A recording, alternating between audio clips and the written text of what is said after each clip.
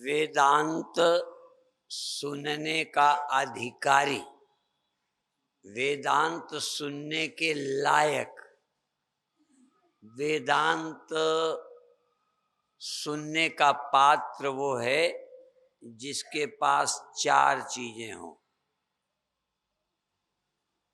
विवेक, यहाँ विवेक खाने पीने का नहीं, यहाँ विवेक का अर्थ है कि न रहने वाला और रहने वाले का विवेक, सत्य और असत्य का, नश्वर और अविनाशी का विवेक हो। इसको अभी पूरा वेदांत नहीं कहते। और दूसरा विवेक हो, और दूसरा नाशवान से वैराग्य हो। नाशवान क्षण भंगुर सुख लेने में आसक्ति ना हो। भले मिले पर उसको बनाए रखने, लंबा करने की इच्छा ना हो।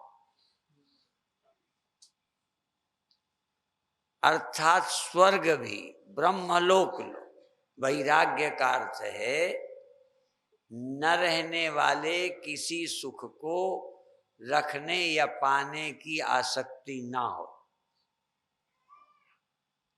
क्यों?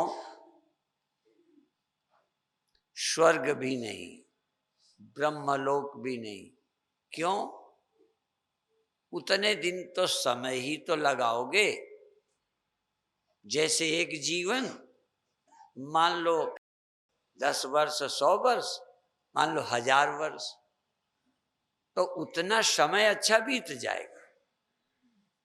जैसे कोई कहीं का राजा बनता है, समय ठीक बीतता है। शादी ब्याह होता है, समय ठीक बीतता है। कुछ दिन तो बीतता ही है। अभिप्राय है स्वर्ग में भी एक लंबे समय तक सुख के अलावा, नित्य नहीं है वो। तो विवेक हो कि अनित्य में आसक्त नहीं होना, अनित्य के पाने में शक्ति नहीं लगाना, स्वर्ग पाने में भी नहीं लगाना। क्यों? यहां से ज्यादा सुख है, यहां से ज्यादा दिन का सुख है, लेकिन है नश्वर। मान लो एक कीड़े की जवानी, कीड़े की, ये मलेरिया के बुखार के कीटाणुओं का भी जन्म होता है और वो जवान होते हैं। उनकी जवानी हमारा बुखार है। ये जो हमें बुखार आता है ना, मलेरिया, वो उन कीटाणुओं की जवानी है। और बुखार ठीक होना उस कीटाणु की मौत है, मलेरिया की।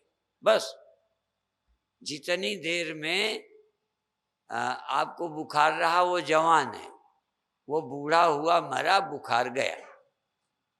मैंने डॉक्टर से पूछा कि मर गया तो बुखार ठीक हो जाना चाहिए, फिर क्यों होता है? कहता है वो मरा है, पर वो जब जवान होता है, बुखार आता है, वो उनका प्रजनन का समय है। वो अंडे दे जाता है, वो नए बच्चों को जन्म दे जाता है। और जैसे हमको जवान होने में टाइम लगता है, उस बुखार के, मलेरिया बुखार के कीटाणु का जो जन्म हुआ, उसको जवान होने में टाइम लगता है। उतनी देर आप ठीक हैं। आपका बुखार जो नहीं है, वो बस बुखार का कीटाणु बच्चा है अभी। वो जवान होगा, तुम्हें बुखार आ जाएगा। उसका प्रजनन हमारा बुखार है, हमारी समस्या है। और जन्म दे के वो मर गया, हमारा बुखार ठीक हो गया। कितनी देर को? वो जिस जाति का कीटाणु है, जैसे आदमी के वीर्य से पैदा हुए व्यक्ति की आयु लगभग 70, 80, 100 वर्ष। कुत्ते के कीटाणु, जीवाणु, कुत्ते के वीर्य से पैदा हुए संतान की आयु, बोलो, 100 साल। समझ गए ना? तो बुखार की भी जाती है। एक मलेरिया एक दिन छोड़कर आता है, एक मलेरिया समय छोड़कर प्रतिदिन आता है, पर टाइम पे आता है, चला जाता है। और एक मलेरिया 2 दिन छोड़कर तीसरे दिन आता है, वो देर में बच्चा तैयार होता है। तो ये सब कुछ जो है, ये सब प्रकृति का खेल है। हमको इस प्रकृति की प्रक्रिया को समझना, तो अब ऐसे ही कोई शरीर ज्यादा दिन टिकता है, कोई शरीर कम दिन टिकता है। जीव जंतुओं का, कीड़ों मकोड़ों का, मनुष्य का ज्यादा टिकता है, देवताओं का और ज्यादा टिकता है। देवताओं का शरीर बहुत लंबी आयु का होता है, पर सदा नहीं रहते वो भी। जैसे तुम सदा मनुष्य देह में नहीं रह सकते, वो देव योनि में, देव देह में भी सदा नहीं रह सकते, फिर वहां से भी छुट्टी पा जाएंगे।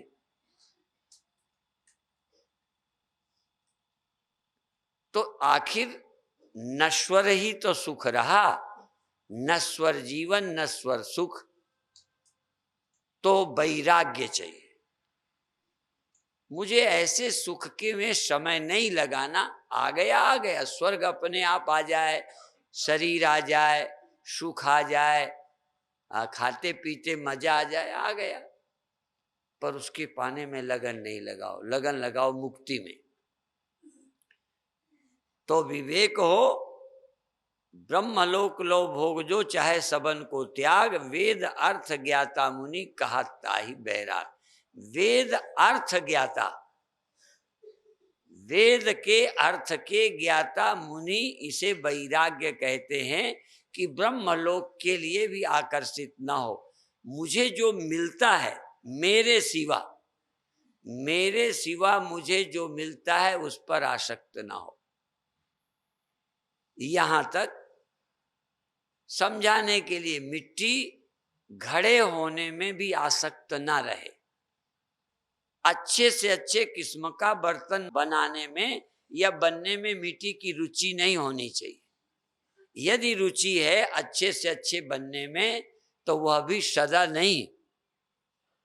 आप एक कल्पना ही बता दो, मैं पढ़ा लिखा नहीं हूं, आप साइंटिस्ट हो, मिट्टी की कोई एक ऐसी चीज बनाओ जो बहुत मजबूत हो। हाँ, मजबूत गलती से बोला, अविनाशी हो। ऐसी चीज बनाओ जो अविनाशी हो। मिट्टी से बनाओ कि मिट्टी बनाओ, क्या मिट्टी क्या बनानी हो तो पहले ही है। मिट्टी नहीं बनाओ, मिट्टी से कुछ बनाओ जो अविनाशी हो। मैं ये नहीं कहता कि आप कुछ मजबूत नहीं बना सकते, बहुत मजबूत बना सकते हो।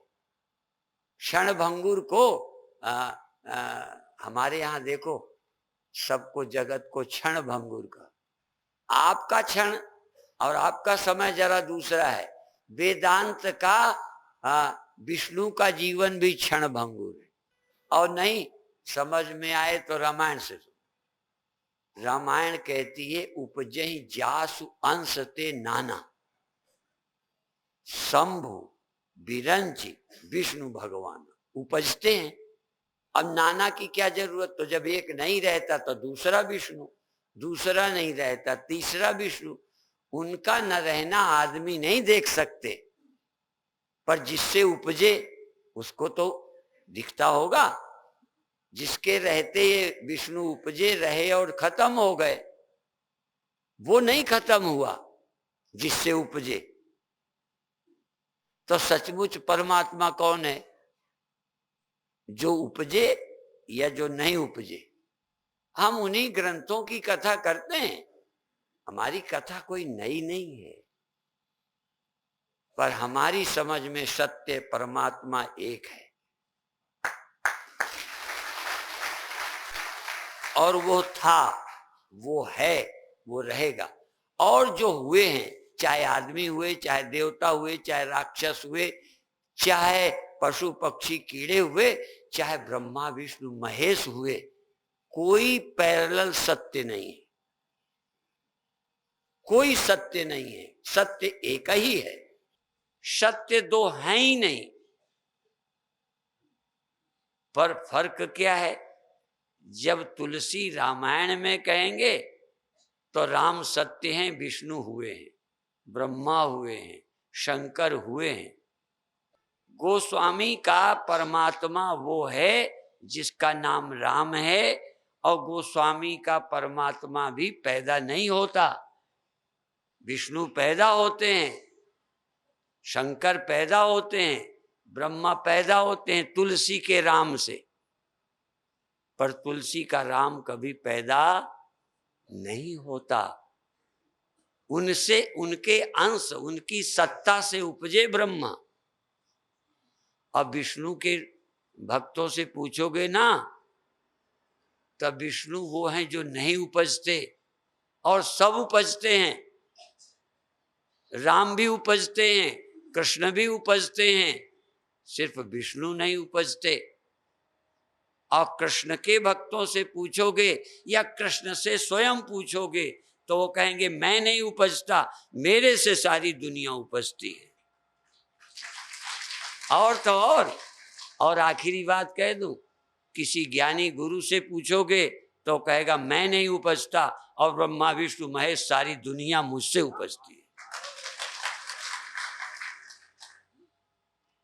सिर्फ सोचने का ढंग है, इसलिए तुम्हें भ्रम होता है कि हजारों भगवान हैं।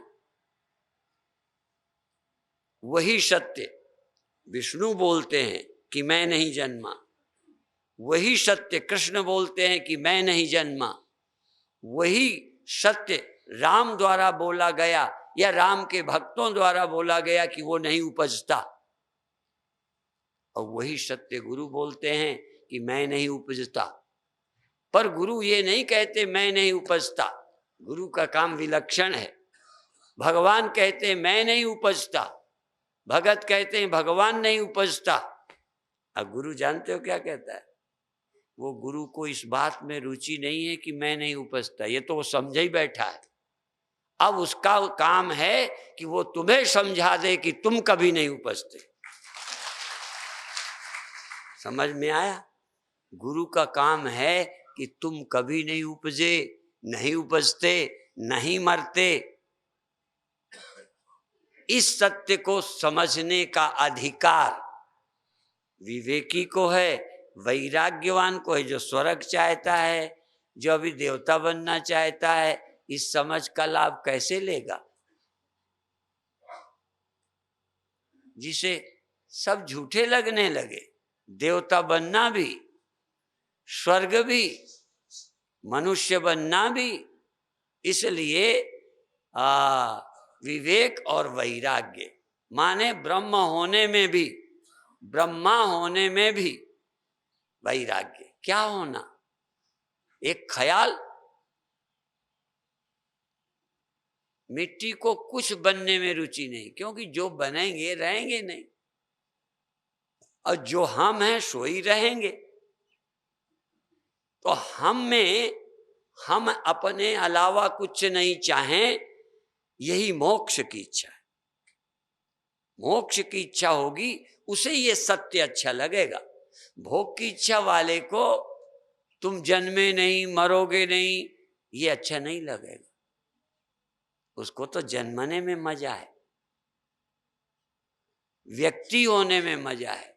व्यक्ति बनने में भोग है, व्यक्ति बनोगे तो भोग होगा। भाई मैं हूँगा, भोग्य पदार्थ होगा, मैं हूँगा, स्वर्ग होगा। स्वप्न में भी भोग है। क्यों भोग है? क्योंकि स्वप्न में तुम व्यक्ति होते हो। भोग एक ही नहीं होता, जिसको भोगना चाहते हैं वो भी भोग है, और जिसको भोगना नहीं चाहते, भोगना पड़ता है, वो भी भोग है। भोगना पड़ता है, भोगना चाहते, बताऊं नाम? स्वप्न में सांप ने काट लिया, अब मरने का दुख मैं नहीं भोगना चाहता, पर भोगना पड़ा। क्यों पड़ा? मैं आदमी था, सांप ने काट लिया। यदि आदमी सांप कुछ नहीं होता, मान लो गहरी नींद, गहरी नींद में न तुम्हें आदमी हो न सोई सांप है, न तुम आदमी हो न कोई औरत है, तो स्वप्न में न सांप का दुख, न किसी गुंडे बदमाश आतंकी का कष्ट, और न किसी दोस्त मित्र पत्नी का प्यार। दोनों नहीं मिलते। दोनों कब मिलेंगे? जब द्वैत होगा। बिना दो के भोग हो नहीं सकता, बल्कि भक्ति का, भगवान का भी भोग है। मैं भगत हूं, ये भगवान है, मैं चेला हूं, ये गुरु हैं, उस प्रार्थना का, प्रणाम का आनंद है। और शुरू में लेना पड़ेगा। जब तक मैं द्वैत में हूं तब तक लेना पड़ेगा। केवल अद्वैत है योग। द्वैत है भोग, अद्वैत है योग। जहां दूसरा नहीं है वह योग है। और इसीलिए उसका नाम ये भी है कि वो योग माने संयोग नहीं है, वो मिलन नहीं है, बल्कि मिलने बिछुड़ने के खतरे के बाहर, जहां मिलना बिछुड़ना नहीं है। देखो, हम जब बोलते हैं तो इसलिए नहीं बोलते कि सबको नहीं समझ आता, फिर भी मैं बोलता हूं। हाँ, मुझे पता है सबको जरूरत नहीं, सबको समझ आएगा नहीं, फिर भी मैं बोलता हूं। क्यों? क्योंकि ये सामग्री बाजार में आनी ही बंद ना हो जाए। इस ऊंची कथा के बोलने वाले ही खत्म ना हो जाएं, इस बोलने वाली विद्या के परंपरा चलती बनी रह जाए, कोई न कोई इनमें सीखता रहेगा तो वो परंपरा चलती रहेगी। जब सुअरों की परंपरा, शेरों की परंपरा, मयूरों की परंपरा जिंदा है, मनुष्यों की परंपरा जिंदा है, तो ब्रह्मज्ञानियों की परंपरा भी जिंदा रहनी चाहिए। इसलिए ब्रह्मज्ञानी, ये बुखार वाले भी अपना कीटाणु छोड़ जाते हैं, तो ब्रह्मज्ञानी होने का विचार छोड़ जाता है। वह विचार ही ब्रह्मज्ञान है, जिससे सारी सृष्टि अनित्य, सृष्टि में सब हैं, एक को छोड़कर सब सृष्टि, ब्रह्मा विष्णु महेश, गुरु चेला, सब सृष्टि, सब सृष्टि।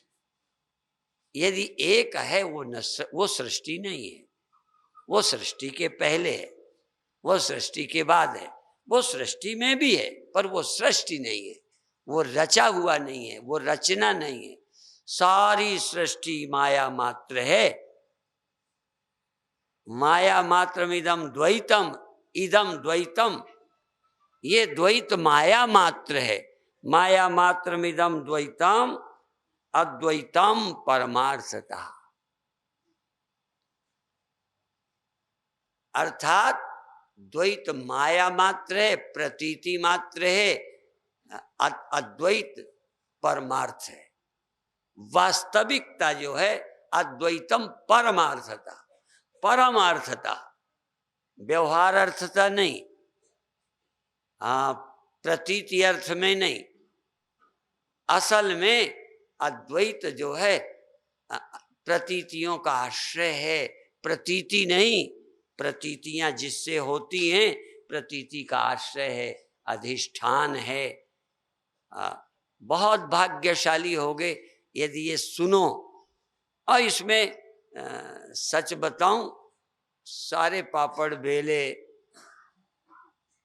पर इस समझ का आनंद, इस समझ का सुख, इस समझ की निश्चिंतता, ध्यान कितना करो, ध्यान लगाना बाकी रहेगा। कोई नहीं कह सकेगा कि ध्यान की अब जरूरत नहीं। समाधि वाले को समाधि लंबा करना बाकी रहे। भगवान बन जाओ, अवतार बन जाओ यदि ज्ञानी ना हो। वैसे ज्ञानी के वे भी कई अवतार होते हैं, क्षण भर को होते हैं। देखो कई तो क्षणिक अवतार भी हैं, पर एक बात बता दूं, अज्ञानी रहते यदि तुम 1000 वर्ष के हो, लाख वर्ष के हो, देवता हो, पर अज्ञानी हो तो मरोगे। तुम ब्रह्म नहीं हो, अद्वैत नहीं हो और सब कुछ हो जाओ तो नानक तो रहेगा, भेद रहेगा, मौत रहेगी, राग द्वेष रहेगा, भोग रहेगा, कभी किसी से तकलीफ, कभी किसी से आराम रहेगा। कोई भी स्वप्न होगा उसमें द्वैत होगा। अरे और तो छोड़ो, कोई नहीं होगा, जंगल में होगे तो जंगल होगा, तुम होगे चल रहे होगे। मान लो शेर भी नहीं होगा, सांप भी नहीं होगा, जंगल में बदमाश भी नहीं होगा, तो भी जंगल में भी बुढ़ापा होगा, क्योंकि आदमी हो, वहां भी मौत होगी। अच्छा सारे गुंडे बदमाश सांप बिच्छू मार डाले जाएं तो तुम मरोगे कि नहीं? तो दुश्मन मार के मिला क्या? और सारे दोस्त संरक्षक बाप दादा मेरा तेरा सब खड़े कर लिए जाएं तो तुम मरोगे कि नहीं? अज्ञानी को बचाएगा कौन और ज्ञानी को मारेगा कौन?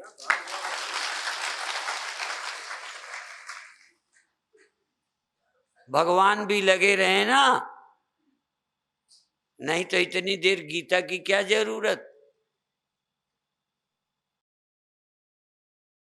गीता क्यों सुनाई? कृष्ण तो थे बचावें, वो जानते हैं बिना गीता के मैं भी नहीं बचा सकता। भगवान को अपनी हिम्मत मालूम है, भगवान को मालूम है सत्य कि बिना ज्ञान के किसी को मरने से भगवान भी बचा नहीं सकते। इसलिए अर्जुन को ज्ञान देते हैं। और ये ना चला जाए, ये ना मर जाए, ये ना मिट जाए, ये ना हो जाए, ये काल्पनिक जगत का ख्याल जाएगा नहीं बिना गीता के। नहीं तो भगवान कृष्ण पागल नहीं है, युद्ध के मैदान में गीता सुनावें, क्या लेना देना गीता से? भगवान खुद खड़े हैं, क्या जरूरत गीता की?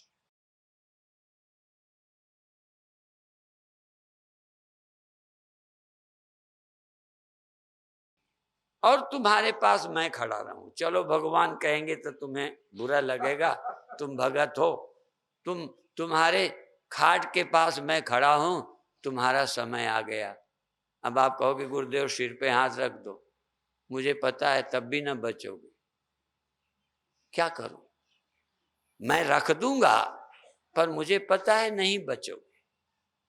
ये नहीं कि एक बार नहीं बचोगे, बहुत बार बचोगे, हॉस्पिटल से आओगे, पर एक दिन मैं भी, बल्कि तुम बच के आए, उस दिन हॉस्पिटल में मैं नहीं था, फिर भी बच के आए।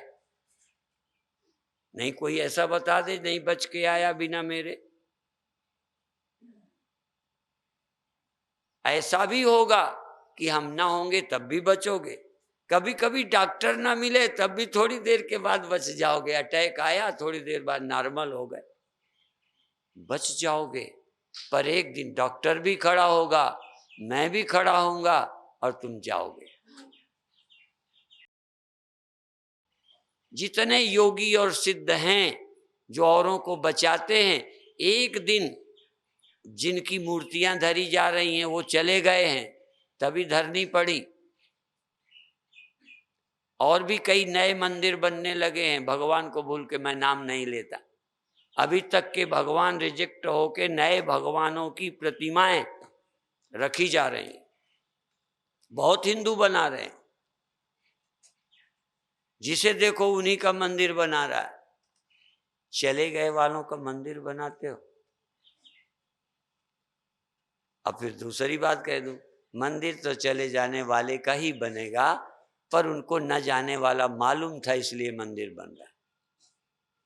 और बताएं, मंदिर तो चले जाने वाले का ही बनेगा, पर बनेगा रहने वाले के नाम से,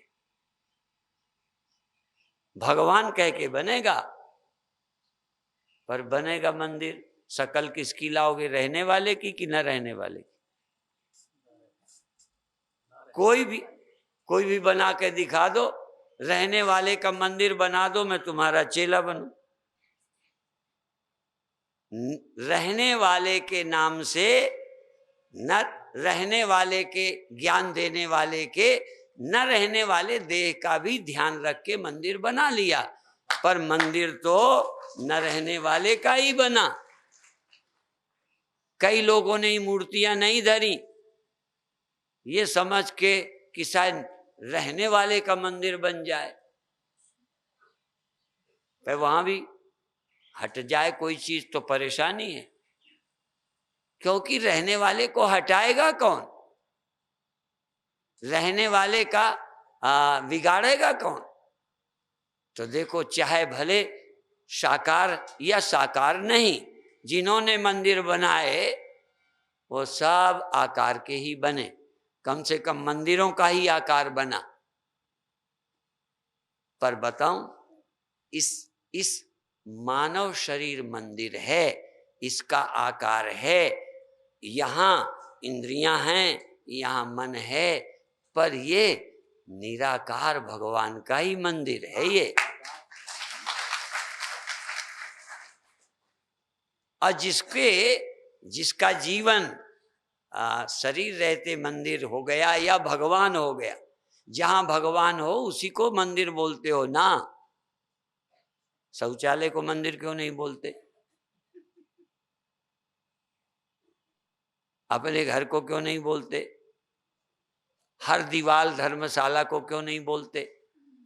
जहां भगवान विराजमान होते हैं वहां मंदिर है। तो बताऊं, जिस देह में सचमुच भगवान विराजमान है वो देह भी मंदिर बन गया। अब कहोगे वही कल कौवे कोयल वाला मामला, इसलिए यूं तो भगवान सब में विराजमान है, बिना भगवान का कोई देह है ही नहीं, पर सब देह मंदिर क्यों नहीं है?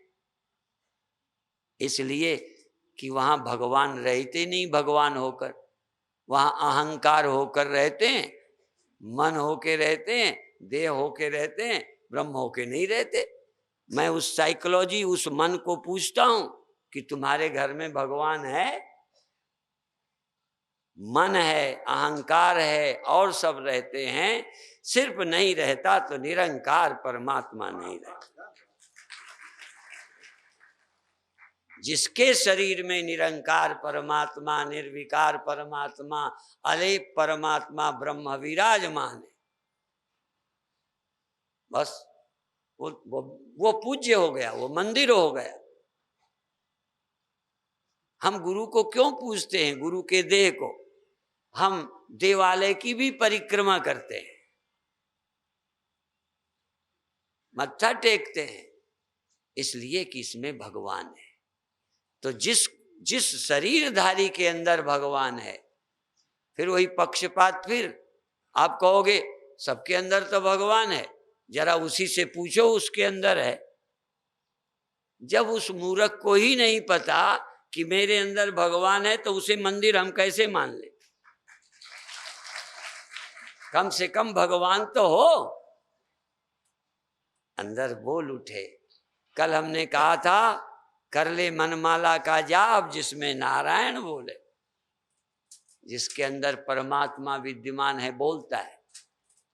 ये वाणी का मालिक, इस मन का मालिक, इस तन का मालिक भगवान इसमें विराजमान है।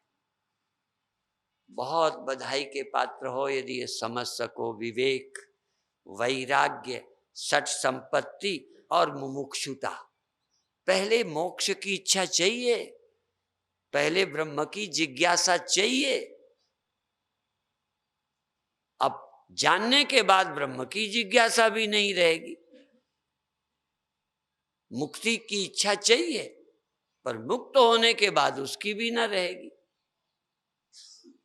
ब्रह्म पाने की भी न रहेगी, समाधि की भी न रहेगी, सुमिरन की भी न रहेगी। पर पहले छोड़ दोगे, शुरू भी नहीं करोगे तो बात नहीं बनेगी। बल्कि पहले तो शरीर बदलना पड़ेंगे। कीड़े मकोड़ों से, कुत्ता बिल्ली फिर मनुष्य, फिर राक्षस, क्या क्या बनते चले आए। पर फिर इसी मनुष्य देह से, इसी मनुष्य, यदि शरीर न बदलते मनुष्य ही ना होते। जैसे बचपन में माँ के पेट में थे, कुछ प्रकृति के परिवर्तन से बाहर आ गए। यदि प्रकृति काम न करती तो पेट में बड़े ना होते। आप पेट में तो बिल्कुल बड़े नहीं हुए ना, बोलो। हाँ, इसकी तुलना में छोटे थे, पर पहले दिन जब पेट में थे वैसे ही निकल आए। कुछ बने, कुछ बड़े हुए, उस बड़े होने से बाहर आए। नहीं बाहर आते तो भी न जीते, बाहर आने लायक हो गए। और बाहर आए, यार इस देह में रहे, अब देह से भी बाहर होने लायक हो गए। समय, ये पशु पक्षी देह से बाहर होना नहीं जानते, देहाभिमानी है। इसलिए सब आयभ्यंतरो अजह, बाहर भीतर एक रस जो चेतन भरपूर, विभु नभ सम सो ब्रह्म है, नहीं नेरे नहीं दूर।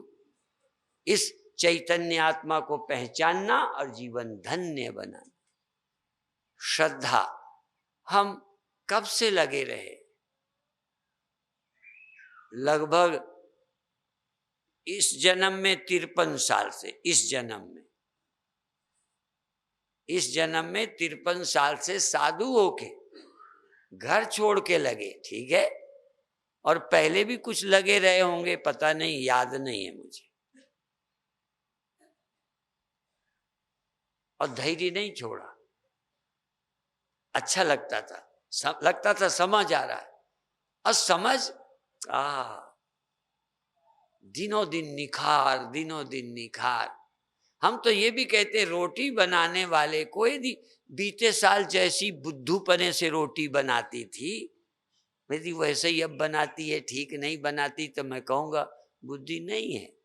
आखिर जो काम करो उसमें निपुणता आनी चाहिए। रोटी बनाने में, काम करने में, पढ़ाने में, बोलने में, सीखने में दिनों दिन निपुणता आनी चाहिए। इसी तरह से समझ में भी विकास होना चाहिए। धीरे धीरे धीरे लगे रहो, घबराओ नहीं। मैं खूब जानता हूं कि पहले कितना मैं नासमझ था। यदि उस भाषा में कहूं, श्रद्धा थी, गुरुदेव के पास आए रहते थे, पर और जो गुरुदेव बोलते थे, संत बोलते थे, वो हमारे अंदर टेप भी हो जाता था, बोल भी लेते थे। पर उपनिषदों की एक एक बात धीरे धीरे क्लियर होती है। अभी अभी हम छत में थे तो एक सज्जन बोलने लगे, प्रतिबोध विदितम का अर्थ हो सके तो समझाओ। उपनिषदों के 100-200 शब्द, उनमें भी और कम कुछ शब्द हैं जिनका खूब विचार करना चाहिए। गुरुवाणी ने भी कहा कि वेद झूठे नहीं हैं, झूठा वो है जो विचारता नहीं। हाँ, और गुरुओं ने यह भी कहा कि बहुत गुरु बना के भटकने की जरूरत नहीं है, जाका हृदय शुद्ध है, खोज शब्द में ले। अब गुरु बनाने की झंझट से बचने के लिए कहोगे हम तो शब्द ही में खोज लेंगे। असल में शब्द में खोजना है। शब्द में खोजने की क्षमता हम में अब आई है। पहले गुरु से सुनते रहे, अब शब्द ही का विचार। अब गुरु मेरे पास उस तरह नहीं है शरीर से, पर गुरु के उपनिषद के शब्द हैं। उन शब्दों का जब चिंतन करता हूं, ब्रह्म किसे कहते हैं? ब्रह्म शब्द किसने नहीं सुना? ब्रह्म शब्द का अर्थ क्लियर हो गया। या मैं ब्रह्म हूं, इस शब्द को सुनना, तत्त्वमसि वह तुम हो सुनना। अब वो तुम हो किसने नहीं सुना? पर वो मैं हूं, ये बात सच है। वो मैं हूं तो मेरे में लक्षण क्यों नहीं? मैं वो हूं तो व्यापक क्यों नहीं? मैं वो हूं तो मैं ऐसा क्यों? सोचते सोचते बस मैं ब्रह्मा हूं ये समझ आया, बात बन गई। ये सुनना साधन है, सुन के समझ आ जाएगी। तुम अविकारी हो।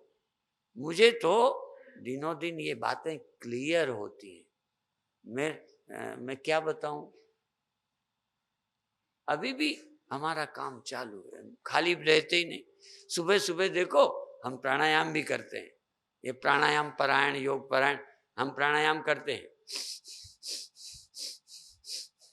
और प्राणायाम करते करते कब ब्रह्म विचार चल पड़ता है, जैसे तुम प्राणायाम करते रुपया गिनने लगते होगे, प्राणायाम करते करते ड्यूटी का ख्याल करने लगते होगे, करने लगते हो ना। अब कभी कभी प्राणायाम में फिर चूक, फिर दोबारा सावधान होकर प्राणायाम करते हो, फिर जाने का संसारियों का मन, चिंता वालों का, दुखियों का मन, हाँ हानि लाभ घाटे वाले का फिर चला जाता है, फिर लगे करते ना। ऐसे ही हमारा ही मन है, मन गड़बड़ है वैसे ही। फर्क अब क्या करता है, प्राणायाम करता है फिर ब्रह्म परायण हो जाता है, फिर प्राणायाम करता है, पर कब ब्रह्म आ जाता है प्राणायाम छूट जाता है। अब तो हमारे साधन भी छूट जाते हैं, क्या करें। जिसको पहली बड़ी लगन से करते थे, तुम्हारा भी भजन छूट जाता है। अब भजन छूट करके स्वामी जी मन वहां चला जाता है। अब हम कहाँ, हम रोते नहीं पर हमारा भी मन चला जाता है। कहाँ चला जाता है? भजन करते करते जपते जपते जब छूट जाता है ब्रह्म हो जाते। भजन छूटता है हमारा भी। अब क्योंकि कहीं लगाए रहो, ये कोई ब्रह्म है क्या लगाए रहो? श्वास में लगाए रहो, कहीं लगाए रहो, कहीं लगाए रहो, विचार चल पड़ता है कि कल्पना है सब। एक मेवा द्वितीयम ब्रह्म माया मात्र विदम द्वैतम। शब्द नहीं है वहां, वहां मैं बोलता नहीं हूं। चार वाणी है, बैखरी मध्यमा पश्यंती परा। अब वहां मैं देखता हूं, मैं ब्रह्म बोलता नहीं हूं, ब्रह्म के सिवा वहां कुछ रहते ही नहीं। जब बोला मैं ब्रह्म तो सिर्फ बोला नहीं, मैं सोचा ही नहीं ब्रह्म, बस ब्रह्म के सिवा सारा द्वैत। जैसे जागते बिना कुछ किए सारा स्वप्न नदारत, ऐसे ही तीसरी आंख ब्रह्म का विचार आया और करते करते आ जाता है, पर पहले रोज किया है, ये ध्यान रखना। तो अब प्राणायाम करते हैं, फिर भस्त्रिका करते हैं, फिर अनुलोम विलोम करते हैं, फिर बीच बीच ऐसे करते हैं, फिर वो ऐसे पद्मासन लगा के ऐसे करते रहते हैं कि थोड़ा इसकी भी वर्जिश, पर फिर भूल जाता है। जैसे चरित्रहीन आदमी खूब कोशिश करता है कि मैं काम से बचूं और बस फिर फिसल जाता है। पर आप फिसलते हो, हम उसको फिसलना न कह के कहेंगे फिर वही ठिकाने। आसन करते करते फिर 1 मिनट आसन से, हर गैप में प्रतिबोध विदितम।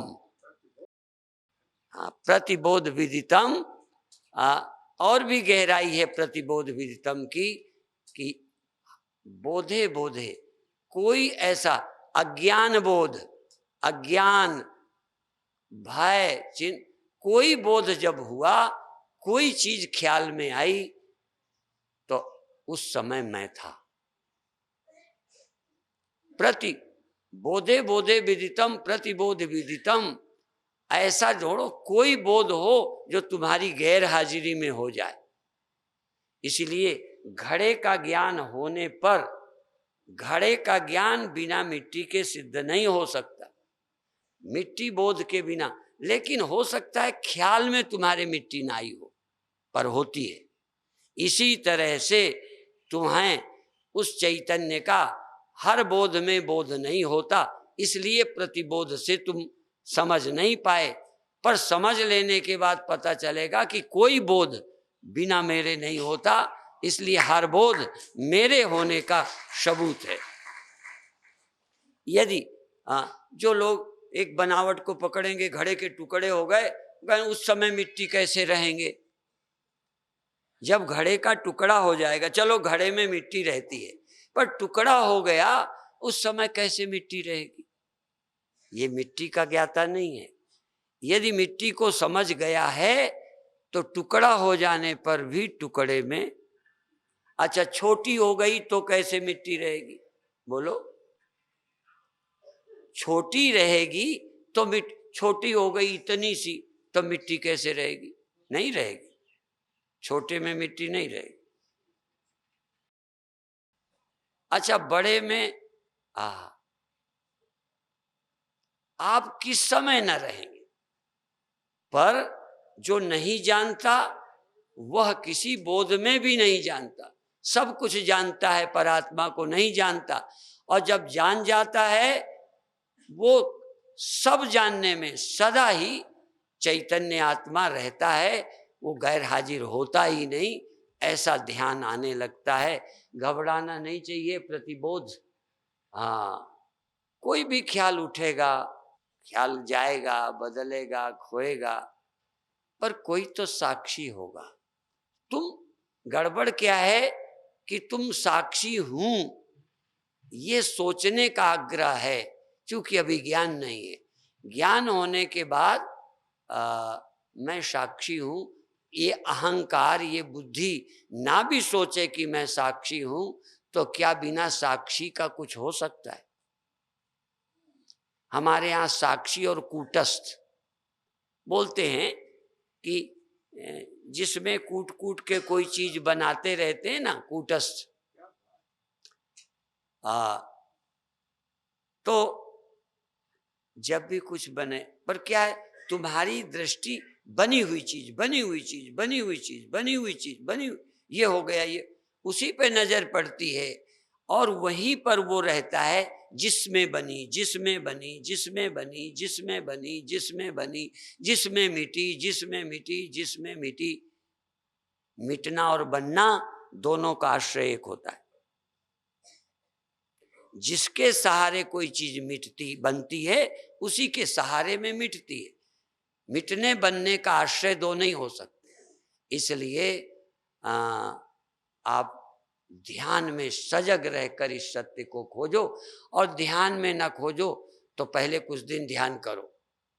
कल मैंने कहा था, आज फिर कहता हूं, कुछ दिन आप आज्ञा चक्र पर करो, कुछ दिन आप मंत्र पर, ये कुछ का मतलब जिस पर आपकी रुचि हो। किसी चक्र में ध्यान टिकाओ, मंत्र पर ध्यान टिकाओ, श्वास पर ध्यान लगाओ, शरीर के प्रति सजग हो, पहला ध्यान ये, और जिसमें आपकी प्रसन्नता जग सके। मैंने बहुत साकार का ध्यान किया है।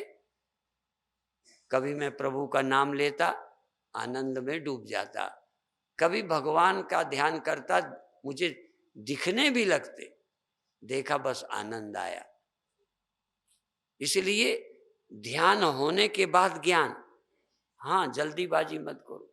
जप आदि के बाद ध्यान, ज्ञान। जब आपको केवल परमात्मा के विषय की जानकारी चाहिए, उपास्य भगवान में तर्क नहीं चलता। उपास्य भगवान में तर्क करोगे तो उपासना नहीं बनेगी। जैसे मैं कहता हूं, पढ़ते समय तर्क, जितने तर्क मुझ में अब हैं, अब मुझे कोई टीचर पढ़ाए, किसी लिपि का टीचर आ जाए और ये कह दे ABCD, कह दे काका गागा, या कह दे आलिफ बे पे ते तिम चे हे खे, मैं पूछूंगा ये आकार कैसे मान लूं कि ये का है, क्यों मानूं कि ये का है? और यदि यही का है तो अंग्रेजी वालों का के कैसा है, और जिम चे हे खे इन लोगों का क्या है, कौन सा आकार है का? ठीक, कौन सही है? अच्छा, लड़ाई करते हैं कौन सा सही है, या आलिफ या ए या आ, कौन सा आकार सही है? और आलिफ वाले आ ना बोलें और ए वाले जहां लिखे उसको आना पढ़ें और हम लोग आना पढ़ें, तो बोलने में एक है। यद्यपि जो हमने आकार बनाया और उच्चारण के बनाया, उन्होंने का नहीं। हमने जिसे का पढ़ना है उसे शकल भी देके यही कहा कि यही का है, यही खा है, यही गा है। शकल और उच्चारण एक किया, इन्होंने उच्चारण दूसरा किया, शकल कोई और बोलना कोई। यदि के यम ए यल लिखें तो क्या पढ़ेंगे?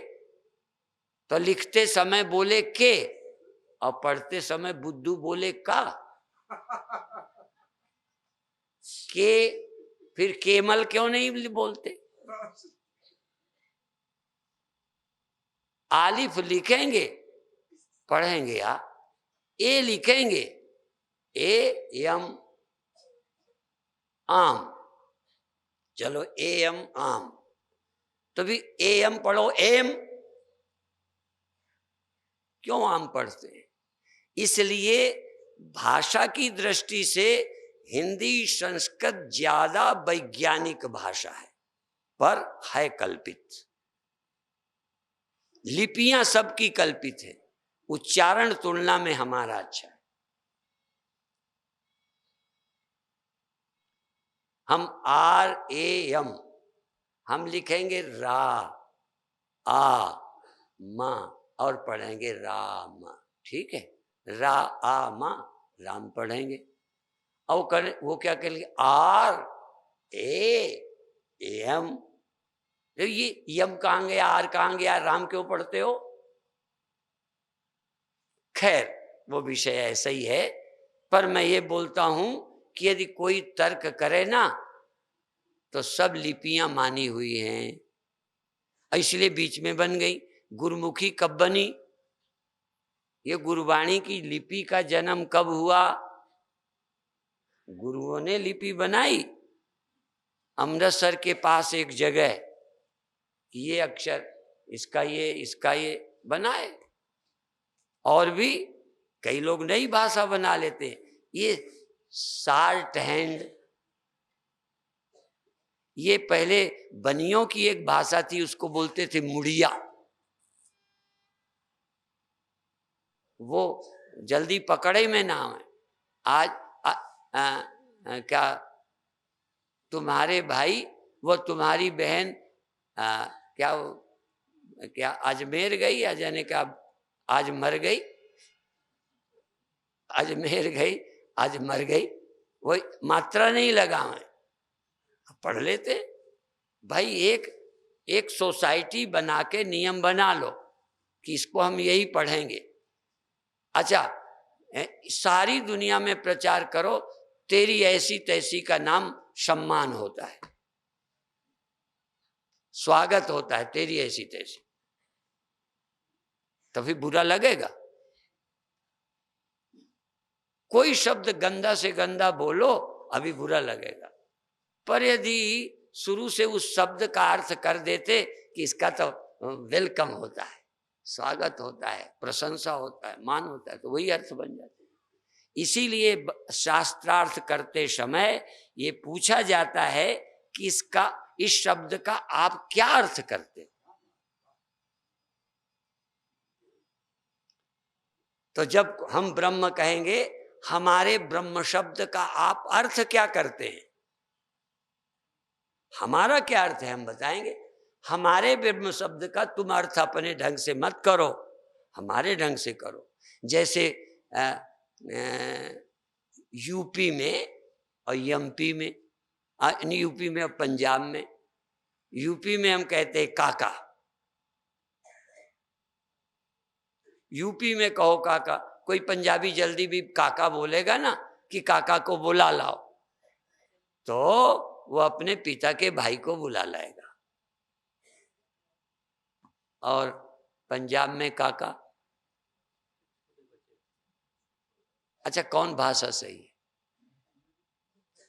पंजाबी लोग कहते हैं हिंदी वाले हमारी गलत बोलते हैं। हम कितना गुरबाणी बोले पंजाबी, हम पंजाबी की टांग तोड़ देते हैं और कई हमारी हिंदी की टांग तोड़ देते हैं। क्या करें? अब टांगे टूटने की चीज है, टूटेंगी। ये सब टांगे बनी है टूटने को। हम प्रकाश बोलते हैं, आप प्रकाश बोलते हैं, हम विवेक बोलते हैं, तुम बबेक बोलते हो। तो ये सब शस्त्र क्या है? इसलिए ये काम चलाने के लिए एरिया में, जाति में, देश में, काल में भाषाएं बनी हैं। कुछ भाषाएं काल के जाने से गई, उन भाषा में लिखे ग्रंथों को समझा नहीं जा सकेगा।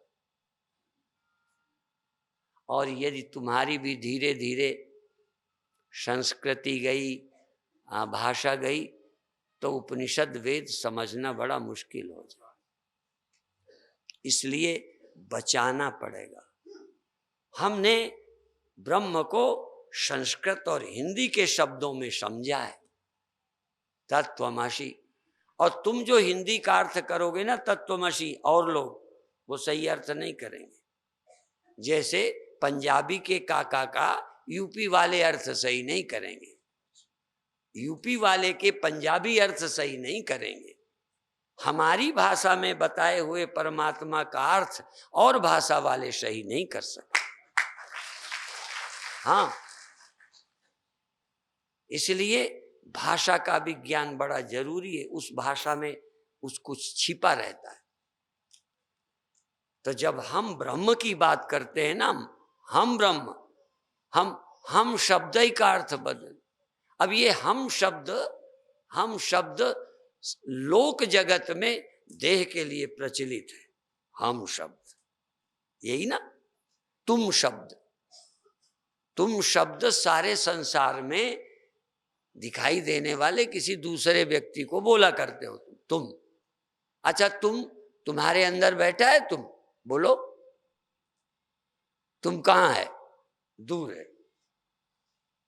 देखो, जो एक से दूर होता है वो तुम होता है। तुम भगवान हो, यदि भगवान भी तुम है तो तुमसे दूर रहता है। भगवान यदि वह है तो वो भी सेपरेट है, दिखता है, तुम बिल्कुल अलग हो। यह भी देखो, यदि यह है तो मैं से थोड़ा भिन्न है, बिल्कुल है नजदीक। यह नजदीक है और वह माइक, यह माइक वह माइक, यह नजदीक है वो दूर है। तो भगवान दूर होता है क्या?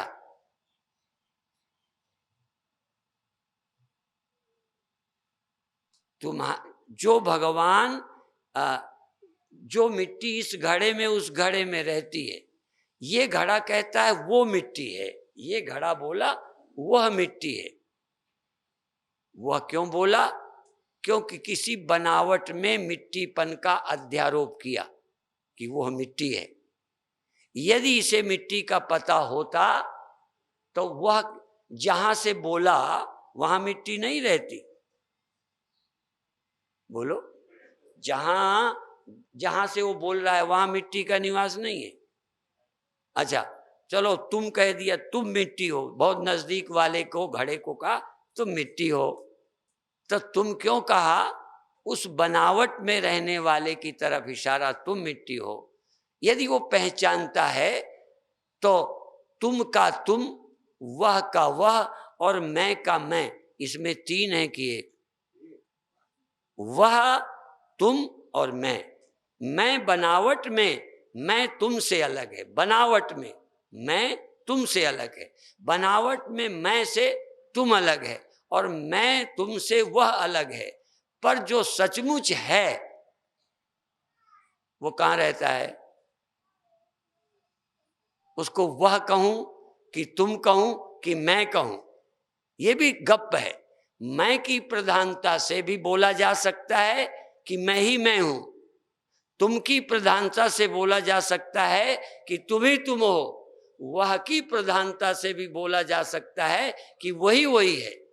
पर हैं कितने? वही वही, तुम ही तुम, मैं ही मैं। पर कल्पित जो प्रतीत होता है, उस कल्पित अंश का त्याग कर दो, तो चाहे उसे मैं कहो, चाहे तुम कहो, चाहे वह कहो। और कल्पित का त्याग किए बिना चाहे वह कहो, चाहे तुम कहो, चाहे मैं कहो, हो मूर्ख के मूर्ख।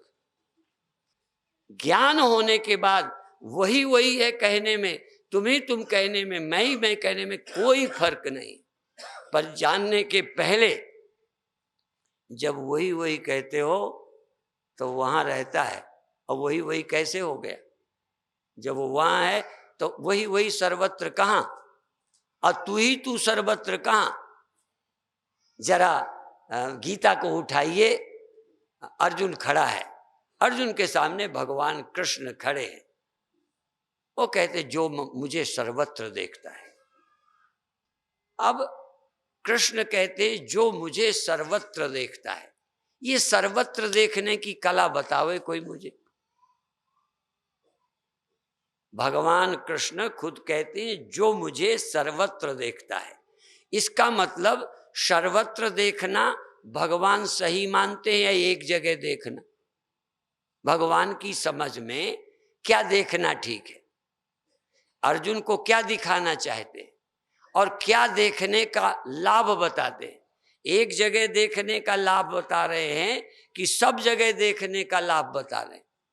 यो माम पश्यति सर्वत्र सर्वम च मयि पश्यति तस्याहं न प्रणश्यामि सच में न प्रणश्यति।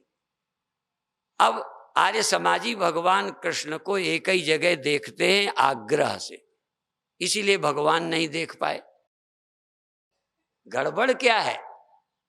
भगवान कहते हैं जो मुझे सर्वत्र, यदि आर्य समाजी सर्वत्र देख लें तो आर्य समाजी का ब्रह्म और गीता के कृष्ण में क्या फर्क है? कृष्ण जब कहते हैं जो मुझे, इसका मतलब भगवान ये भी कहते हैं मैं सर्वत्र हूं और मुझे जो सर्वत्र देखता है। अब देखो, खड़े वो एक जगह, दिख वो एक जगह, आंखों से एक जगह, समझ से एक जगह, पर वो सब जगह। और घड़ा बोला जो मुझे सब घड़ों में देखता है। एक घड़ा बोला जो मुझे सब घड़ों में देखता है वो मुझे देखता है, और जो एक जगह देखता है वो मुझे सही नहीं देखता। या जो मुझे एक जगह देखता है वो सिर्फ मुझे घड़ा देखता है, मिट्टी नहीं देखता। जो मुझे मिट्टी देखता है वो सब जगह देखता है। तो कृष्ण को जो परमात्मा देखता है, ध्यान रखना, कृष्ण को जो परमात्मा देखता है वो तो सब जगह देखेगा। और जो कृष्ण को परमात्मा नहीं देखता, व्यक्ति देखता है, वो एक जगह देखेगा। उनका समय भी इतने वर्ष के हैं, इतने वर्ष रहे हैं, परमात्मा इतने वर्ष रहता है। इसलिए बिना वेदांत समझे कोई ग्रंथ पूरा नहीं है। सब ग्रंथ अधूरे, सब कथा अधूरी, पर साधक के लिए है। पर कोई ब्रह्मज्ञानी से यदि ये चर्चा करे कि नहीं ये तो ऐसा है, ये तो भागवत का खंडन है या गीता का खंडन है, खंडन नहीं है। ये तो परम सत्य परमात्मा का मंडन है कि उसके सिवा उससे भिन्न कोई है नहीं, वो सब में रहता है। और मैं भी, अब मुझे देख लो, मैं इसलिए अपना बोल देता हूं कि कृष्ण भक्त राम भक्त कोई बुरा ना माने। मैं अपने को बोलूं, मैं रोज बोलता हूं कि मैं चैतन्य हूं, ब्रह्मा हूं, मैं बोलता हूं। अब मैं आदमी हूं, मैं अविनाशी हूं। अब नाशी शरीर में बैठे बोल रहा हूं कि मैं अविनाशी हूं।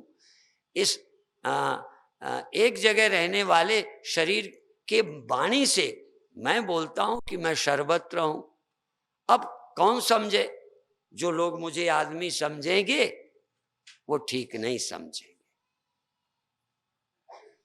भले मैं आपको दिखाई यही देता हूं, इसलिए इन आंखों से, भगवान कहते हैं इन आंखों से तुम यही देख सकोगे, पर मैं तुम्हें देखने की आंख देता हूं, देखने का दृष्टिकोण देता हूं। भगवान ने इन आंखों के अलावा भी दिया, चक्षु दिए, जिससे भगवान के अनेक रूप में प्रकट होने का रहस्य, सृष्टि के रूप में दिखने का रहस्य